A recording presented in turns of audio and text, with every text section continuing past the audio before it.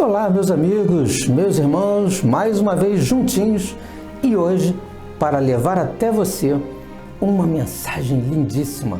Preste bem atenção nessa mensagem que eu tenho certeza que ela vai falar diretamente ao seu coração. Está preparado? Não muda de canal, assista comigo.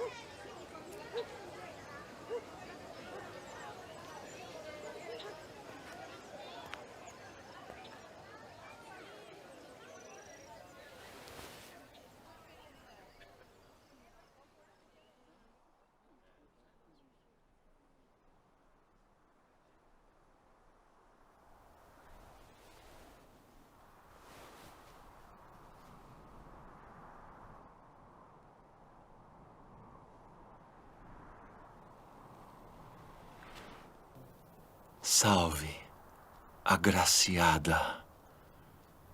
O Senhor é contigo. Bendita és tu entre as mulheres.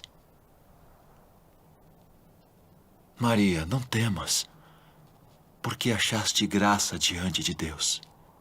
E eis que conceberás e darás à luz um filho, e por-lhe-ás o nome de Jesus.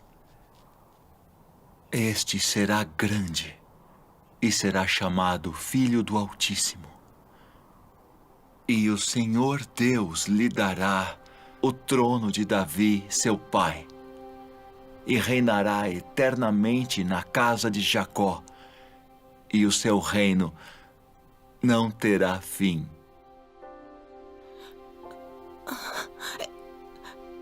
Como se fará isso? Pois não conheço homem algum. Descerá sobre ti o Espírito Santo, e a virtude do Altíssimo te cobrirá com a sua sombra. Pelo que também o santo que de ti há de nascer será chamado Filho de Deus. E eis que também Isabel, tua prima, concebeu um filho em sua velhice. E é este o 6º mês para aquela que era chamada estéril. Porque para Deus nada é impossível.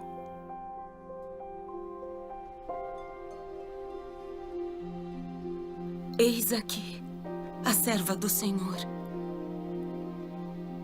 Cumpra-se em mim segundo tua palavra.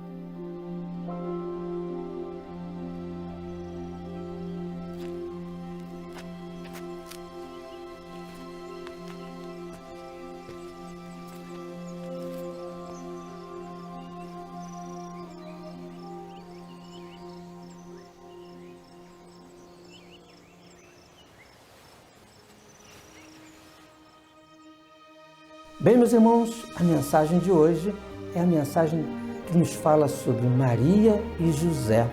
Olha aí a Sagrada Família se formando. Uma mensagem para os casais, uma mensagem especial para esse momento que nós estamos vivendo. E o texto bíblico nos fala que quando o anjo Gabriel se apresentou a Maria, ela era uma camponesa de um vilarejo esquecido nos mapas que era Nazaré, uma camponesa que ela era uma jovem entre 12 e 13 anos, 15 anos, e o anjo iria dizer para ela: Salve Maria, tu és cheia de graça, porque Deus está contigo. Você será bendita entre todas as mulheres do mundo, porque do seu ventre deverá nascer uma criança que se chamará Emmanuel, ou seja, Deus conosco, Jesus. Ora, meus irmãos, no primeiro momento Maria ia se assustar, claro, tanto que o anjo vai dizer para ela, não temas, Maria. Olha, meus irmãos, a primeira coisa que o anjo nos diz e que Deus nos fala é não temer as adversidades, não temer os momentos difíceis, não temer esse momento que o planeta está passando, porque Deus é conosco e tudo podemos naquele Ser Supremo que nos fortalece. Maria tinha ali, então, ao ver aquele anjo, ela era médium, sensitiva, tinha dons, carismas espirituais para poder ver, conversar, ouvir aquele anjo, e ela então tinha uma opção. Olha o livre-arbítrio. Ela podia dizer, não quero, não estou afim, porque ela sabia que ficar grávida e ainda ela estando comprometida a José, seria uma situação muito delicada. Para os conceitos da época, quem entenderia que um anjo iria engravidá-la do Espírito Santo, que nasceria o Salvador? Ninguém aceitaria isso. Hoje em dia, se fosse 2021 anos depois, se falar que ficou grávida do Espírito Santo, ninguém vai aceitar. Imagina naquela época, imagina o preconceito. A força de Maria está justamente nisso. E ela tinha uma opção, o livre-arbítrio. Quero ou não quero receber a Jesus. E você que está nos assistindo, você também tem um livre-arbítrio, você pode escolher o que você deseja da sua vida. Você quer receber Jesus na sua vida?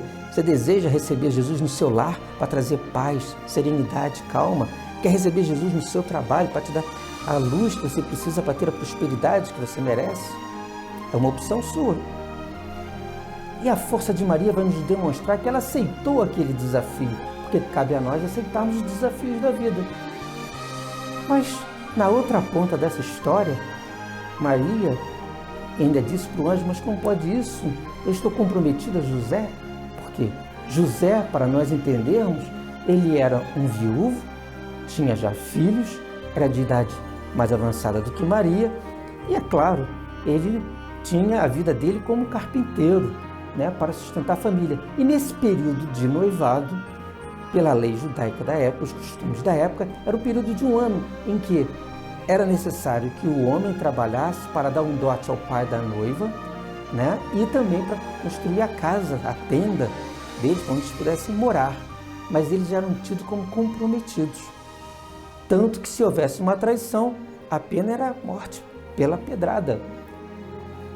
Ora, Maria foi visitar Isabel, voltou 3 meses depois, e quando ela voltou, a barriguinha dela já aparecia. E José pensou ter sido traído. Claro, o primeiro pensamento que nós temos. Como é que ele iria aceitar que ela estivesse grávida do Espírito Santo? Claro que seria inconcebível na mente de José, como seria para nós hoje. Até que o anjo aparece para ele e vai dizer, José, não temas, ela está grávida realmente do Filho de Deus. Olha os anjos aparecendo para nós, olha eles vindo conversar conosco no momento do sono, no momento do repouso físico. É aí que eles vão chegar mais próximos de nós e nos dar as intuições necessárias para vencermos a cada dificuldade, a cada desafio na vida. José também aceitou a Jesus. Olha que a mensagem de hoje está falando muito em aceitar a Jesus. Você tem aceitado? José aceitou. E aí vinha um grande desafio, porque não era só aceitar a Jesus. É claro que existia toda uma sociedade. Nazaré era pequenininha. Como é que o povo iria entender aquilo? Ela já estando grávida. Será que os filhos de José aceitaram também? Sabia que ela já estava grávida antes do casamento? E os olhares para Maria? Quando ela andava na rua, será que as pessoas não faziam fofoca, sorrisinhos, piadas ocultas? Será que ela passou por essa discriminação, por esse preconceito todo, por esse julgamento? E isso acontece nos dias de hoje. Julgamento, preconceito.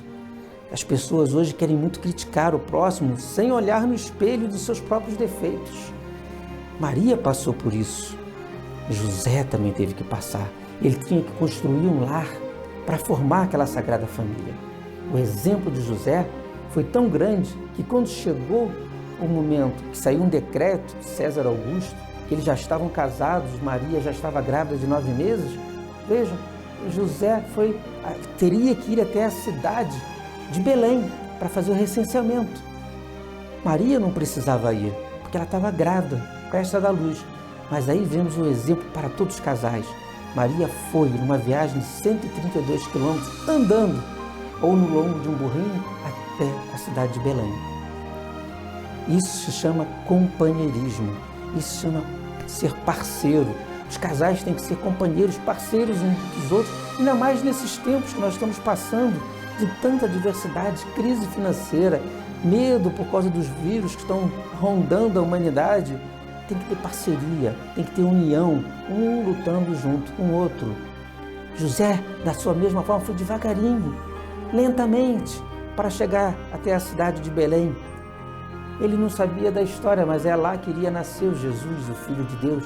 E ele foi devagarinho porque ele foi cuidadoso, zeloso com a Maria. Bom, meus irmãos, o nosso tempo é curto para chegarmos ao final dessa linda história que nós conhecemos. Mas eu quero convidar você a não mudar de canal, ficar conosco mais uma vez, porque temos aí sim um programa bem diferente para você que está nos assistindo. Que essa palavra tenha chegado até o seu coração, é o desejo de todos nós aqui do Lar do Inácio.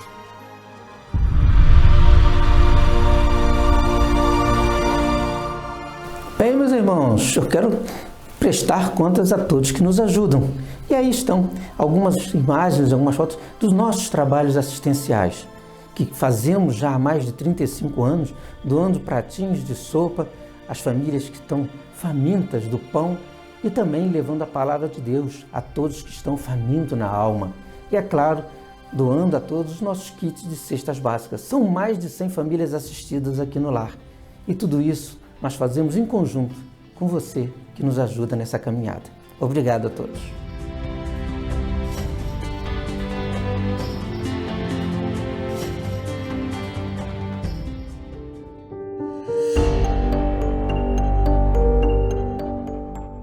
Olha que pergunta interessante.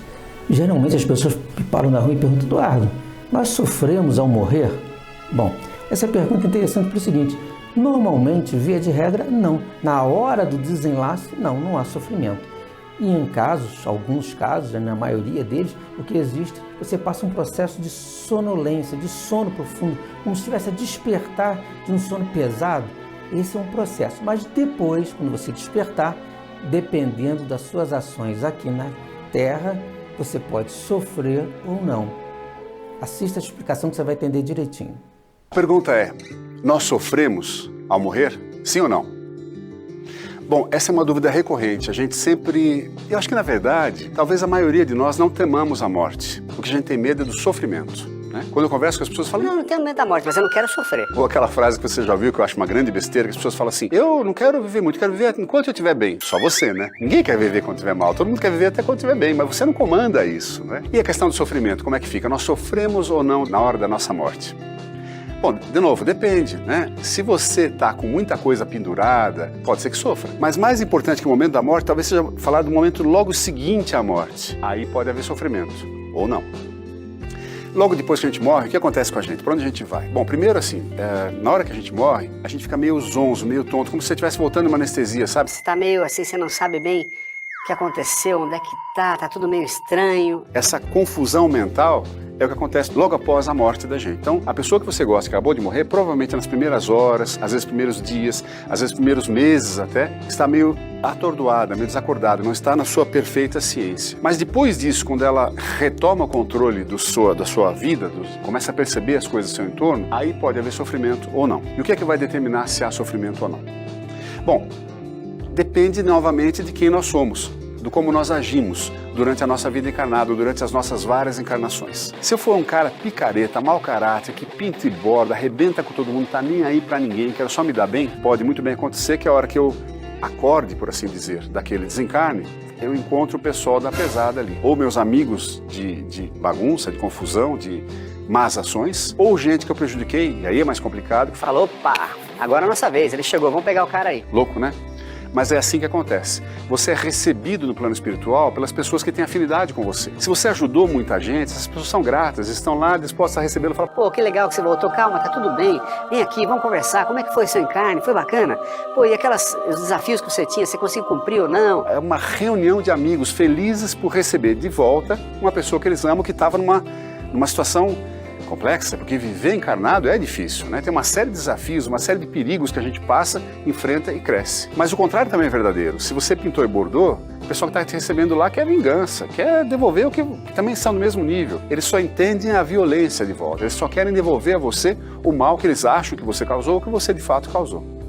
Então, se você não quer sofrer na hora da sua morte, primeiro, prepare-se para a sua morte, entenda o que é morrer, saiba que é algo absolutamente natural, tranquilo, prepare-se para ter essa tranquilidade. E também, seria bom que você cuidasse do seu viver por enquanto, para que quando estiver desencarnado, fale: puxa, valeu a pena, foi uma vida bacana, essa encarnação, sabe que deu para eu andar um pouquinho, deu para eu ajudar um monte de gente, deu para me ajudar na compreensão de tudo, conseguir entender mais coisas, estou melhor. Então, mais uma vez, sofrer ou não sofrer é uma questão de escolha. É uma questão de pensar o que é bom para você, e o que é bom para você é o que é bom para todos. Agindo assim, a sua vida será sempre já encarnado, e após a encarnação, e durante o período do desencarne, será tudo muito mais tranquilo, será tudo muito mais feliz. O que acontece quando uma criança morre? Bom, primeiro de tudo, e essa é uma pergunta também extremamente interessante. Por quê? Geral, o espírito, a criança, na verdade, ela é um espírito como eu, como você. Estamos revestidos de um corpo físico para o cumprimento de uma missão. Então, para esse espírito não tem idade, nós somos energia. Então, quando uma criança falece, seja com 1 ano, 6 meses, enfim, 5 anos, quando ela falece, o espírito volta, né, a ser o que ele era, mas vira assim uma provação mais para os pais e familiares da criança. Porque o espírito, de uma criança, quando falece, é porque o espírito cumpriu a missão, era aquele o período que ele tinha que passar, era aquele o momento que ele teria que passar. Via de regra, mais ou menos assim. Assista essa explicação que você vai entender direitinho. Pergunta: o que acontece com as crianças que morrem? O que acontece quando a gente morre ainda no começo da encarnação, com poucos anos de vida? Bom, uma criança que morre, o que é? É um espírito. Assim como um idoso que morre, é um espírito. Um jovem que morre, um adulto que morre, todos somos espíritos. Aquela criança é um espírito que temporariamente está agindo como criança. O processo de encarne se inicia a hora que o óvulo e o espermatozoide se juntam. Quando há fecundação do óvulo e o ovo começa a se multiplicar, ali já naquele exato instante há um espírito ligado naquela bolinha de carne que começa a se multiplicar. A partir dali o encarne vai mais ou menos até os 7 anos de idade. Por isso que criança pequenininha dorme muito, está mais no plano espiritual do que no plano encarnado. Por isso que criança pequena frequentemente conversa com outro espírito, um amiguinho invisível. É um espírito que ele está vendo ali, que ainda está muito no plano espiritual. A partir dos 7 já meio que calça, meio que encarna de vez. Até os 14, 15, 16, até a adolescência ainda é um momento bom de coordenar esse espírito para que ele tenha uma vida melhor, né? Orientá-lo, sobretudo nessa fase até os 14, 15 anos de idade. Mas enfim, se a criança morre, se o espírito morre enquanto ainda criança, qual é o nosso comportamento com relação a isso? Deveria ser exatamente o mesmo de qualquer pessoa que desencarne em qualquer faixa etária. Não faz diferença nenhuma. Aquela criança viveu 2 horas, ou 2 semanas, ou 2 anos, ou 12 anos, ou 17 anos, tanto faz. Era o período que aquela pessoa precisaria viver nesta encarnação por alguma razão. O que o Espiritismo diz é que frequentemente aquela vida curtinha foi uma prova para os pais, uma experiência duríssima que os pais, sobretudo os pais, os avós, os tios, os primos, todo mundo, os irmãos, mas sobretudo os pais precisariam viver. Por que é que eles precisariam viver aquilo? Não sei. Cada um tem o seu histórico de vida nas suas encarnações passadas. Mas pensar sobre aquilo, sobre o amor àquela criança e a dor da, entre aspas, perda daquela criança, é importante, vai ajudar esses pais a se desenvolverem como espíritos também. E esse espírito que estava como criança, quando desencarna, o que acontece? É um espírito criança? Não existe espírito criança, existe espírito. Mas frequentemente na casa espírita, esse espírito vai se comunicar com uma criancinha, vai falar: ô tio, vai falar como criança, um tati-bitate como criança. Não precisa, não precisa. Quando ele retoma a sua vida real, que é a vida do espírito, ele é um espírito. Pode falar como um adulto, está tudo certo. É que frequentemente ele ou ela ainda se sente como criança ou, para ser identificado pelo pai e pela mãe, se comunica como uma criança, mas não é mais criança. O espírito é um espírito, ponto. Pode ser um espírito tão velho quanto... Pode ser mais velho que os pais, inclusive. Pode ter tido mais encarnações que os pais. Frequentemente acontece isso. O filho é mais experiente, teve mais encarnações e, por consequência, provavelmente mais sábio que os próprios pais. Enfim, o que importa é o seguinte, não há erro. Se seu filho, se seu neto, quem seja da sua família, morreu ainda em tenra idade, está tudo certo. Era o tempo que ele ou ela precisava, neste encarne, para repensar, resolver e auxiliar alguma coisa. Não há erro.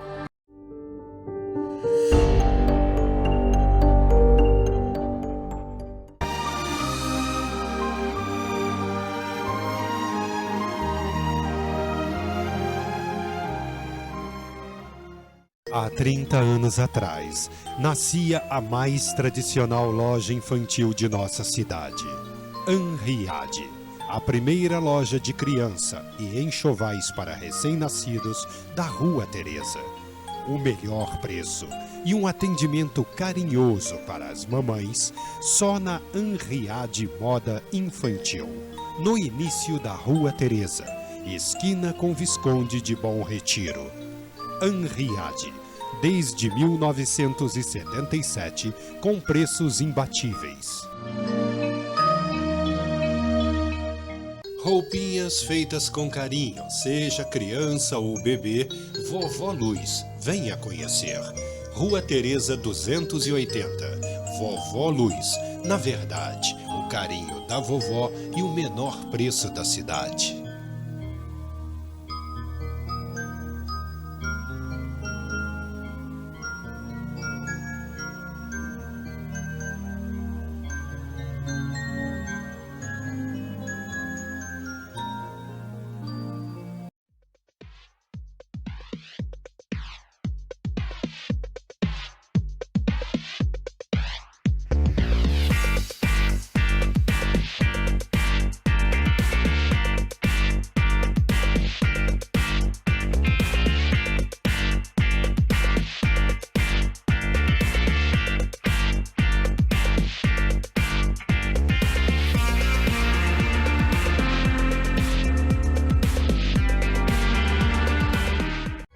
Estilo, charme, design, inspiração em cada detalhe.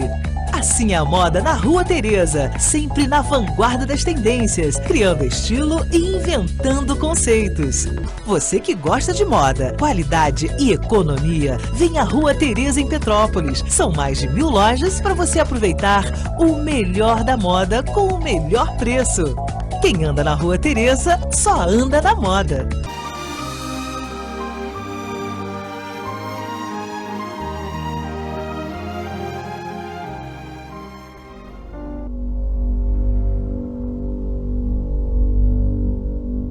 Olá pessoal, sejam bem-vindos a mais um programa do Lar. Hoje a gente está aqui com o Dr. Eduardo Birman, médico psiquiatra, e a gente vai conversar com ele sobre as questões da pandemia, como tem acarretado na saúde psiquiatra, na saúde mental de cada um que está aí assistindo. E a minha primeira pergunta é, durante esse tempo de pandemia, doutor, tem aumentado a procura dos pacientes no consultório médico? May, primeiro, obrigado pelo convite. Sempre bom estar com vocês. Sim, a gente viu um aumento e a gente já esperava isso, né? Tanto pelo próprio medo da questão da contaminação, mas com o tempo passando, a gente viu que uma das coisas mais fortes para o aumento de quadros de depressão e de ansiedade foi a questão do isolamento, né? O lockdown lá em março de 2020, depois a necessidade de se manter as medidas de segurança, infelizmente é a única coisa que realmente vai prevenir e vai fazer com que a gente consiga vencer essa situação, mas o ser humano precisa de contato. E essa falta de contato, ela trouxe prejuízos na saúde mental, principalmente em dois extremos, nos mais jovens, né, e adolescentes, e nos mais idosos.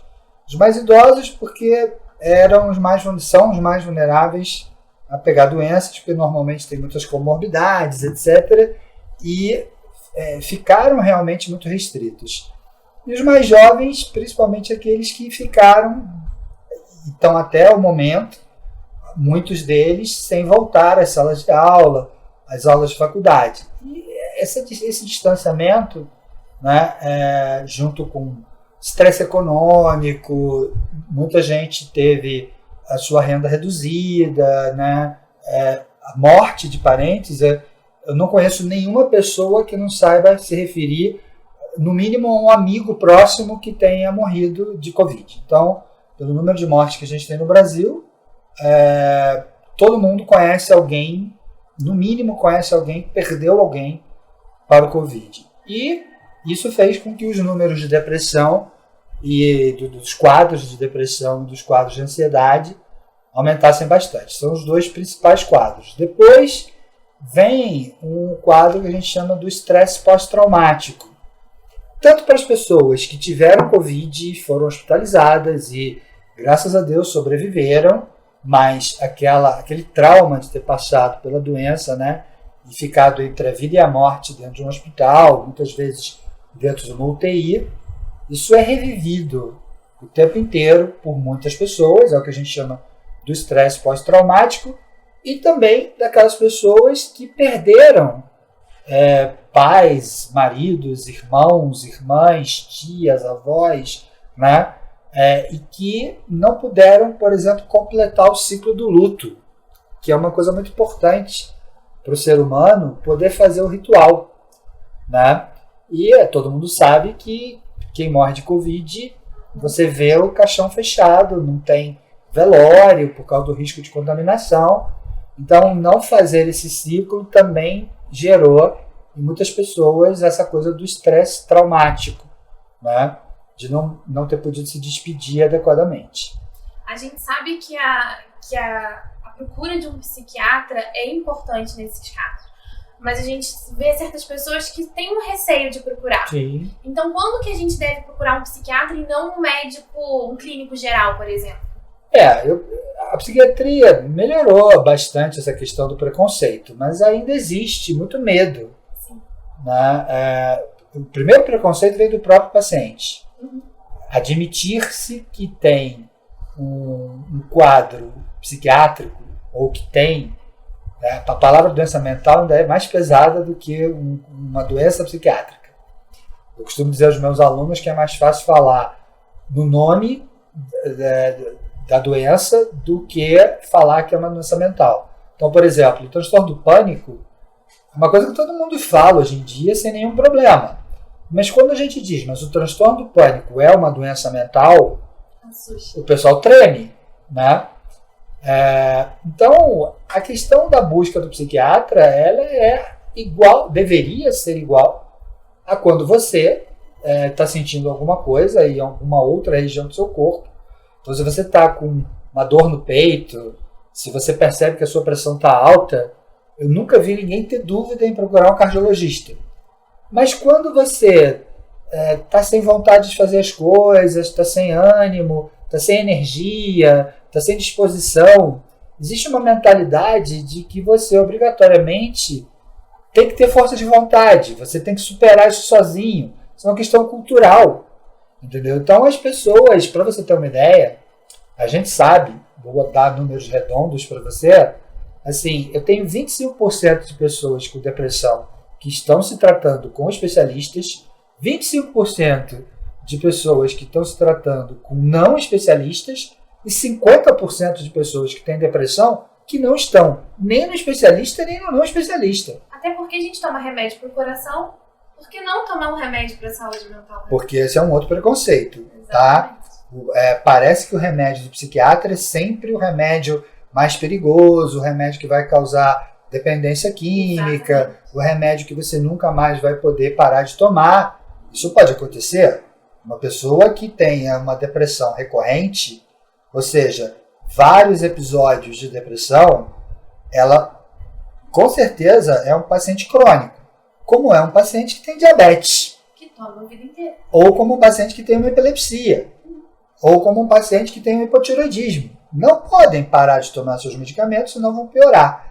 E eles sabem disso e ninguém quer ficar doente. Dentro da psiquiatria existe primeiro a ideia de que os meus medicamentos causam dependência, vício. Então é primeiro importante explicar que somente os tarjas pretas podem causar vício. As outras medicações que a psiquiatria usa não causam dependência em hipótese alguma. tá? Então, antidepressivo não causa dependência, estabilizadores de humor não causam dependência, antipsicóticos não causam dependência. Então, as medicações não causam dependência. São extremamente seguras, tá? Talvez até mais seguras do que muitas medicações clínicas. Eu costumo dizer que o receituário controlado, existem outras medicações fora da área psiquiátrica que também precisam do receituário controlado. Por exemplo, já tem alguns anos que antibióticos precisam ser prescritos em receituário controlado. Ok, mas eu costumo dar o exemplo da insulina injetável. Ninguém precisa de uma receita controlada para entrar numa farmácia, pedir uma ampola de insulina, entendeu? E usar. E qual o controle que você tem de quem está comprando isso? Nenhum. E eu tenho antidepressivos, por exemplo, que tem utilização aprovada para pediatria, a partir dos 6 anos de idade, mas que se você não tiver a receita controlada, você não compra. Eu costumo me perguntar, o que é mais perigoso? Um antidepressivo que está liberado para uso pediátrico ou, por exemplo, uma insulina? Obviamente, a insulina é muito mais perigosa, usada de forma errada, do que uma medicação que tem uma aprovação para uso pediátrico. Então, existe essa ideia de que o remédio do psiquiatra é um remédio mais perigoso. Existem pessoas, por exemplo, que acham que se transformarão em outras pessoas se tomarem. Eu tive uma experiência com uma paciente que disse assim, mas então a única maneira de eu não brigar com meu marido é eu tomando remédio, mas então não sou eu. Eu falei, bom, aí então é uma questão do psicólogo, de descobrir se você é a pessoa que quer brigar com o marido o tempo inteiro ou se brigar com o marido faz parte de um conjunto de outros sintomas que causam uma irritabilidade muito fácil. Então existe até essa ideia de que o medicamento psiquiátrico pode mudar a sua personalidade. Isso nunca vai acontecer. Procurando um bom profissional. Óbvio, você tem que ter uma pessoa preparada para saber fazer a anamnese, toda a entrevista. Né?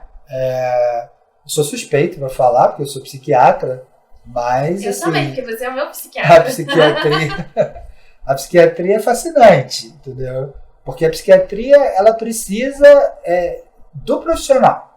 Eu não tenho nenhum exame para fazer que me diga se você tem depressão ou não tem depressão. Não tem nenhum exame para confirmar que você tem o transtorno de pânico ou não tem o transtorno de pânico. Então eu tenho que conhecer você. Conversa. É a conversa.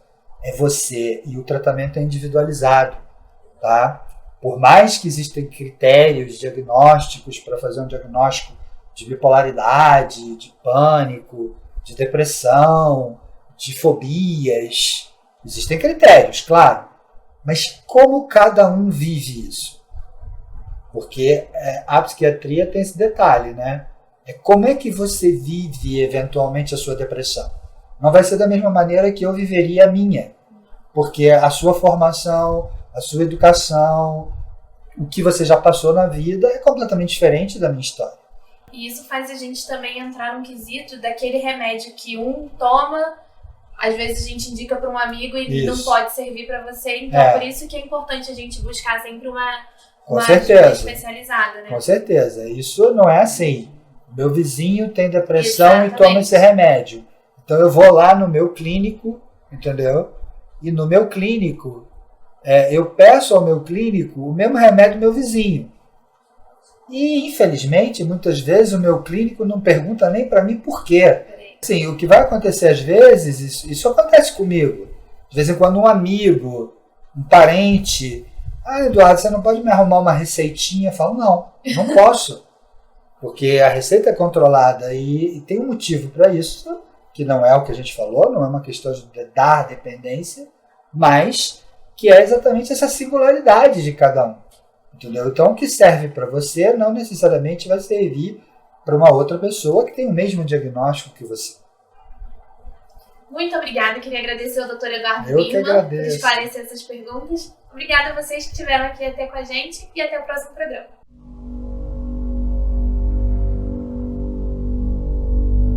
Meus irmãos, olha que coisa linda. Hoje falamos da Maria e de José, os pais de Jesus. E aí vimos um breve ensinamento sobre como um casal ficar unido. Primeiro é colocar Jesus na sua casa, na sua vida. E eu quero fazer um convite todo especial a você. Como o anjo fez a Maria e ela aceitou a Jesus, e fez a José e ele aceitou a Jesus, quero fazer um convite. Venha aceitar a Jesus aqui no Lar do Inácio.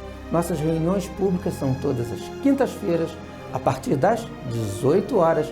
Aonde nós estamos? Na Avenida Amaral Peixoto, 350, atrás do Palácio Quitandinha, bem depois do pórtico. Combinado então? Quinta-feira, às 18 horas, aqui no Lar do Inácio. E tenham todos uma ótima e próspera semana.